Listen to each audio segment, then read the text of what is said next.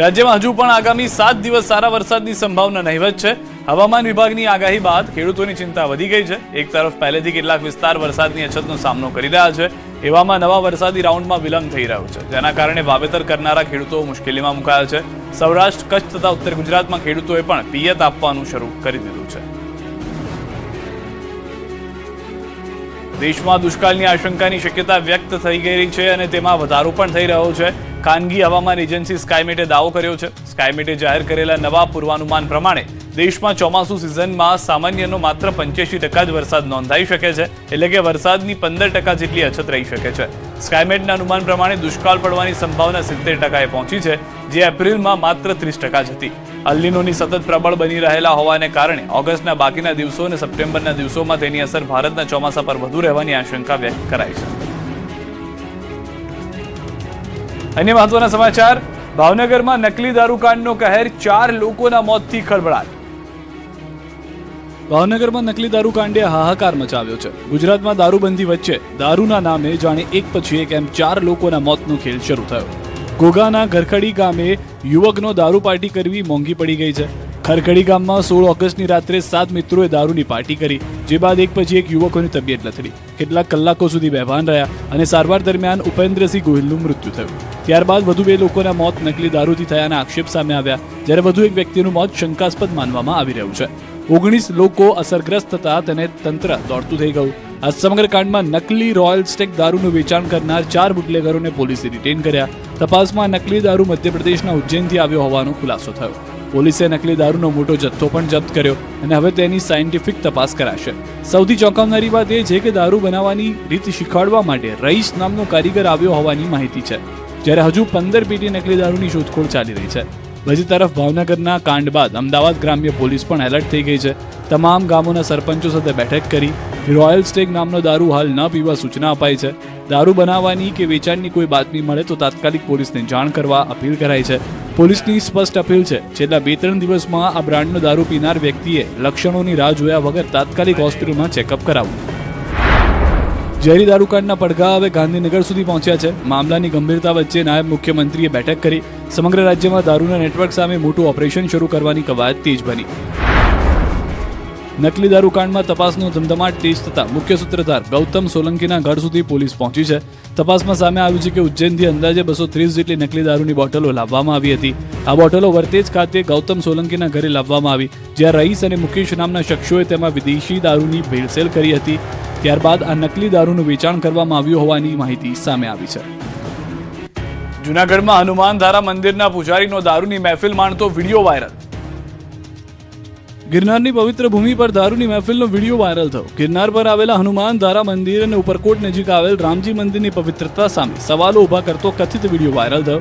વિડીયોમાં મંદિરની વ્યવસ્થા સાથે સંકળાયેલા 2 ભાઈઓ દારૂ પીતા હોવાનો દાવો કરવામાં આવ્યો। વિડીયો વાયરલ થયા બાદ પોલીસ પણ એક્શનમાં આવી છે। મહત્વનું છે કે મંદિરની વ્યવસ્થા સંભાળતા વિશાલ અગ્રાવત અને તેમના ભાઈ હિરેનદાસ અગ્રાવત દારૂ પીતા હોય તેવા બંને ભાઈઓના અલગ-અલગ 2 વિડીયો વાયરલ થયા। વિશાલ અગ્રવાલ મિત્રો સાથે દારૂની મહેફિલ માણવામાં આવી હોવાના આક્ષેપો વચ્ચે વિડીયો સોશિયલ મીડિયામાં વાયરલ થતા ભાવિકોમાં રોષ જોવા મળ્યો। આ સમગ્ર મામલે એ ડિવિઝન પોલીસ પણ હરકતમાં આવી અને વિડીયોમાં દેખાતા બંને ભાઈઓના નિવાસસ્થાને પહોંચી તપાસ હાથ ધરી। અલગ અલગ વિડીયોમાં દેખાતા બંને ભાઈઓ ઉપરકોટ નજીક આવેલા રામજી મંદિરના ડેલામાં રહે છે। હનુમાનધારા મંદિરની વ્યવસ્થા સંભાળતા વિશાલ અગ્રવાલે સ્પષ્ટતા કરી કે તેઓ પૂજારી નથી, પરંતુ હનુમાનધારા મંદિરની વ્યવસ્થા સંભાળે છે અને મંદિર સાથે જોડાયેલા છે। તેમજ વાયરલ વિડીયો જૂનો છે અને તે દારૂ પીતા નથી, પરંતુ જ્યારે લોકો દારૂ પીતા હતા તે લોકોની સાથે ફક્ત બેઠા હતા તેવો દાવો કરાયો છે। તેમને બદનામ કરવા માટે આ વિડીયો વાયરલ કરવામાં આવ્યો છે। અને મારો વિડીયો ઉતાર્યો છે, અમારા દુશ્મનભાઈ છે ને લતાવાળા દારૂ જેટલા વેચે જ ને, એ અમારો વિડીયો ઉતારી અમારો મારા ભાઈનો, એટલે એ ખોટા વિડીયો ડાઉનલોડ કરીને અંદરને મૂકે છે। હું બીજું કઈ છે નહીં, અમે કઈ પિતા છીએ ને એવું। વડોદરામાં પોલીસ જ બની ગઈ બુટલેગર। ખાકી પહેરીને ફરજ બજાવતી પોલીસ જ દારૂબંધીના નિયમો તોડે તો? આ સવાલ ઉભો કરતી ચોંકાવનારી ઘટના વડોદરામાં સામે આવી છે, જ્યાં ખુદ પોલીસ જ બુટલેગર બનીને દારૂની ખેપ મારતો રંગે હાથે પકડાઈ ગયો છે। ગોધરા રેલવે પોલીસમાં ફરજ બજાવતો હેડ કોન્સ્ટેબલ સંજય ચુડાસમા કારમાં દારૂની ખેપ લઈ જતા ઝડપાયો। દિલ્હી મુંબઈ એક્સપ્રેસ વે પરથી નંદેશ્રી પોલીસે 4.60 લાખ રૂપિયાના દારૂ સાથે તેને ઝડપી પાડ્યો। માત્ર પોલીસ કર્મી જ નહીં, તેનો સાગરીત વિક્રમ ઢાપાની પણ પોલીસના સકંજામાં આવ્યો હોવાની જાણકારી। તપાસમાં સામે આવ્યું છે કે સુરતના સલીમ પાસેથી દારૂ લાવવામાં આવ્યો હતો અને આ કાળા કારોબારનો હેડ કોન્સ્ટેબલ સંજયનો પણ નફામાં ભાગ હતો। પોલીસે દારૂ ઉપરાંત કાર અને 4 મોબાઈલ સહિત કુલ 7 લાખથી વધુનો મુદ્દામાલ કબજે કર્યો છે. હાલ બંને આરોપીની ધરપકડ કરી રિમાન્ડ પર લેવાની તજવીજ હાથ ધરાઈ છે. તપાસ આગળ વધશે તેમ દારૂના આ નેટવર્કનું વધુ ખેલાડીઓના નામ સામે આવે કે કેમ તેના પર સૌની નજર છે. ગુજરાતમાં દારૂની હેરાફેરીનો પર્દાફાશ. 2 જિલ્લામાંથી લાખોનો દારૂ ઝડપાતા પોલીસની કામગીરી પર ઉઠ્યા સવાલ. ગુજરાતમાં દારૂબંધીના લીરે લીરા ઉડાવતા દ્રશ્યો સામે આવ્યા. કાલોલમાં હાઈવે પરથી 2 કારમાંથી લાખો રૂપિયાનો વિદેશી દારૂ ઝડપાયો. બીજી તરફ સુરતમાં ટ્રકમાંથી દારૂની 288 બોટલ મળી. પંચમહાલના કાલોલમાં દારૂબંધીના ધજાગરા ઉડ્યા. મુંબઈ દિલ્હી ભારતમાલા હાઈવે પર દારૂની હેરાફેરીનો પર્દાફાશ થયો. પોલીસે બાતમીના આધારે હાઈવે પર નાકાબંધી કરી. તપાસ દરમિયાન 2 શંકાસ્પદ કારમાંથી વિદેશી દારૂનો જથ્થો મળી આવ્યો. વડોદરા તરફ લઈ જવાઈ રહેલા અંદાજે 3.11 લાખ રૂપિયાના દારૂ સાથે 3 ખેપિયાઓની ધરપકડ કરવામાં આવી. પોલીસે બંને કાર સહિત દારૂનો જથ્થો કબજે કરી કાયદેસરની કાર્યવાહી હાથ ધરી. સાથે જ હેરાફેરી નેટવર્કમાં અન્ય કોણ કોણ સંડોવાયેલું છે તે અંગે પણ પોલીસ તપાસ કરી રહી છે. સુરતના ડુમસમાં ક્રાઇમ બ્રાન્ચે દારૂની હેરાફેરીના નવા કિમિયાનો પર્દાફાશ કર્યો. ડુમસ ગોલ્ફ સાઇડ નજીકથી ક્રાઇમ બ્રાન્ચે કન્ટેનર ટ્રક ઝડપી પાડ્યો. ટ્રકની ડ્રાઈવર કેબિનની છત પર બનાવેલા ચોરખાનામાં તપાસ કરતા દારૂની 288 બોટલ મળી આવી. પોલીસે દારૂ સહિત કુલ 16.25 લાખથી વધુનો મુદ્દામાલ કબજે કર્યો, જેમાં આશરે 10 લાખની ટ્રક અને મોબાઈલ ફોનનો પણ સમાવેશ થાય છે. આ મામલે હરિયાણાના 27 વર્ષીય ટ્રક ડ્રાઈવર ચાંદ સત્યનારાયણ ભારદ્વાજની ધરપકડ કરવામાં આવી. હરિયાણાથી દારૂ મોકલનાર અને સુરતમાં દારૂ મંગાવનાર બંને ઇસમો હાલ વોન્ટેડ છે. ઝડપાયેલા આરોપીઓને 3 દિવસના પોલીસ કસ્ટડી રિમાન્ડ મળ્યા છે. સાગબારામાં જંગલ જમીન મુદ્દે 12મા દિવસે પણ આદિવાસીઓના ધરણા યથાવત. કોંગ્રેસ અને ભાજપ આમને સામને. નર્મદાના સાગબારામાં જંગલ જમીન ખેડાણ મુદ્દે આદિવાસીઓનું આંદોલન 12મા દિવસે પણ યથાવત છે. પણ આદિવાસીઓના જંગલ જમીનના પ્રશ્નોનો હજુ સુધી કોઈ નક્કર ઉકેલ આવ્યો નથી. 12 ગામના લોકોના સમર્થનમાં સાંસદ મનસુખ વસાવા ફરી એકવાર આંદોલન સ્થળે પહોંચ્યા અને સરકાર તથા વહીવટીતંત્રને આ મુદ્દે તાત્કાલિક ઉકેલ લાવવા અપીલ કરી. મનસુખ વસાવાએ નિવેદન આપ્યું કે ઉમરપાડાના લોકોને સમજાવવાના છે. સુરત જિલ્લા વહીવટીતંત્રએ પણ સમગ્ર મામલાને સમજીને તાત્કાલિક નિકાલ લાવવો જોઈએ. સાંસદે વધુમાં કહ્યું કે મુખ્યમંત્રી હાલ વિદેશ પ્રવાસે છે. તેઓ પરત ફર્યા બાદ આ મામલે ફરી મુખ્યમંત્રીને મળી રજૂઆત કરવામાં આવશે. બીજી તરફ આ મુદ્દે રાજકારણ પણ ગરમાયું છે. કોંગ્રેસના ધારાસભ્ય અનંત પટેલને નિશાન બનાવી મનસુખ વસાવાએ કટાક્ષ કર્યો. અનંત પટેલ નેપાળવાળી વાત કરે. નેપાળવાળી ગુજરાતમાં ના ચાલે.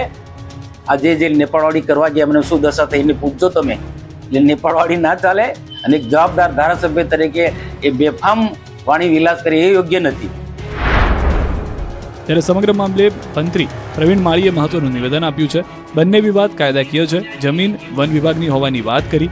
આ વિવાદના ઉકેલ માટે બંને પક્ષો વચ્ચે એક બેઠક મળી ચૂકી છે અને હવે બીજી બેઠક યોજીને સમાધાન લાવવાના પ્રયાસો કરવામાં આવશે. મહેસાણામાં ધોળા દિવસે ફિલ્મી ઢબે પરિણીતાનું અપહરણ. આ દ્રશ્યો કોઈ બોલિવૂડ ફિલ્મના નથી, પરંતુ મહેસાણાના અમરપુરા પાછળ આવેલી શિવ વાટિકા સોસાયટીના છે, જે ધોળા દિવસે પરિણીતાને ઉઠાવી ગયાના આક્ષેપથી ચકચાર મચી છે. પ્રેમ લગ્ન કરીને રહેતી પરિણીતા તેના જ પરિવારનો બળજબરીપૂર્વક ઘરેથી લઈ ગયા હોવાનો આક્ષેપ કરવામાં આવ્યો છે. પાલનપુરથી આવેલા પરિવારજનો સહિતના શખ્સોએ કારમાં ધસી આવી ઘરમાં હુમલો કર્યો હોવાનો દાવો છે. સાસુ સાથે ઝપાઝપી કર્યા બાદ પરિણીતાને બળજબરીપૂર્વક ખેંચીને કારમાં બેસાડી ફરાર થઈ ગયા હોવાનો આક્ષેપ છે. ઘટનાના સીસીટીવી સામે આવતા સમગ્ર મામલો ગરમાયો છે. વાયરલ થયેલા સીસીટીવીમાં જોઈ શકાય છે કે કેવી રીતે કારમાં આવેલા શખ્સો ઘરમાં ઘૂસીને હુમલો કરે છે અને ત્યારબાદ યુવતીને ખેંચીને લઈ જતા જોવા મળે છે. એટલું જ નહીં, આરોપીઓએ જાતિ વિષયક અપશબ્દો બોલી ધમકી આપી હોવાનો પણ આક્ષેપ કરવામાં આવ્યો છે. સમગ્ર મામલે મહેસાણા ઈ ડિવિઝન પોલીસે સીસીટીવી ફૂટેજના આધારે તપાસ હાથ ધરી છે. સાથે જ એટ્રોસિટી અને અપહરણ સહિતની કલમો હેઠળ ગુનો નોંધાયો હોવાનું પણ સામે આવ્યું છે. પરિવારની ફરિયાદના આધારે પોલીસે પરિણીતાની શોધખોળ શરૂ કરી છે. ગુજરાતમાં તસ્કરો બેફામ બન્યા છે. સુરતથી ભરૂચ સુધી ચોરીનો સિલસિલો યથાવત. રાજ્યમાં તસ્કરોનો તરખાટ જોવા મળી રહ્યો છે. સુરતમાં તસ્કરો એક સાથે 7 જેટલી દુકાનોને નિશાન બનાવી ચોરી કરી. તો બીજી તરફ ભરૂચમાં રાત્રિના અંધારામાં તસ્કરો સોસાયટીમાં આટાફેરા કરતા સીસીટીવીમાં કેદ થયા. માંગરોળના પીપોદરા જીઆઈડીસીમાં તસ્કરોનો તરખાટ જોવા મળ્યો. રાધે સિલ્વર પાર્કમાં એક સાથે 7 જેટલી દુકાનોને તસ્કરોએ નિશાન બનાવી. રાત્રિના સમયે ત્રાટકેલા તસ્કરોએ બેટરીવાળા ગ્રાઇન્ડરની મદદથી દુકાનોના શટર અને તાળા કાપ્યા. ત્યારબાદ મેડિકલ, ચાની દુકાન, ફૂટવેર, મોબાઈલ અને કરિયાણા દુકાનોમાંથી રોકડ સહિત માલ સામાનની ચોરી કરી ફરાર થઈ ગયા. આશરે 25,000 રૂપિયા રોકડ સહિત મુદ્દામાલ ચોરાયો હોવાની માહિતી છે. ચોરીની સમગ્ર ઘટના સીસીટીવીમાં કેદ થઈ છે, જેમાં 4 જેટલા તસ્કરો દુકાનોના શટર તોડતા નજરે પડે છે. 1 વર્ષ અગાઉ પણ આ જ વિસ્તારમાં ચોરીની ઘટના બની હતી. વારંવારની ચોરીથી વેપારીઓમાં ભયનો માહોલ છે. સાથે જ પોલીસના નાઇટ પેટ્રોલિંગ સામે પણ સવાલો ઉઠી રહ્યા છે. તો ભરૂચના મનુબરમાં પણ તસ્કરો બેફામ બન્યા છે. રાત્રિના સમયે તસ્કરોનું ટોળું સોસાયટીમાં ઘૂસ્યું હોવાની ઘટના સામે આવી છે. ઘટના બાદ સોસાયટીમાં સીસીટીવી કેમેરા તપાસતા ચોંકાવનાર દ્રશ્યો સામે આવ્યા. સીસીટીવીમાં એક બે નહીં પરંતુ 8થી વધુ શખ્સો સોસાયટીમાં આટાફેરા કરતા અને મકાનમાં ડોક્યુ કરતા જોવા મળી રહ્યા છે. કેટલાક શખ્સોએ ચહેરા પર બુકાની પહેરી હોવાનું પણ ફૂટેજમાં જોવા મળે છે, જ્યારે કેટલાક શખ્સો હાથમાં ચપ્પલ લઈને મકાનોની આસપાસ ફરતા નજરે પડે છે. દુકાનોમાંથી આશરે 40,000 રૂપિયાની ચોરી થઈ હોવાનો દાવો કરવામાં આવી રહ્યો છે. સ્થાનિકોએ પોલીસને સીસીટીવી ફૂટેજના આધારે તસ્કરોને ઝડપી પાડવાની માંગ કરી છે. ગુજરાતમાં દીપડાનો આતંક યથાવત. અમરેલીથી ગીર સોમનાથ અને ભરૂચ સુધી દીપડાની દહેશત.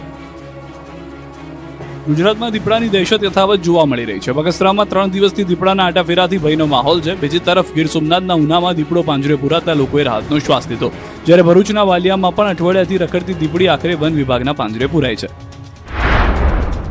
અમરેલીના બગસરામાં દીપડાનો આતંક જોવા મળી રહ્યો છે. હડાળા ગામ નજીક છેલ્લા 3 દિવસથી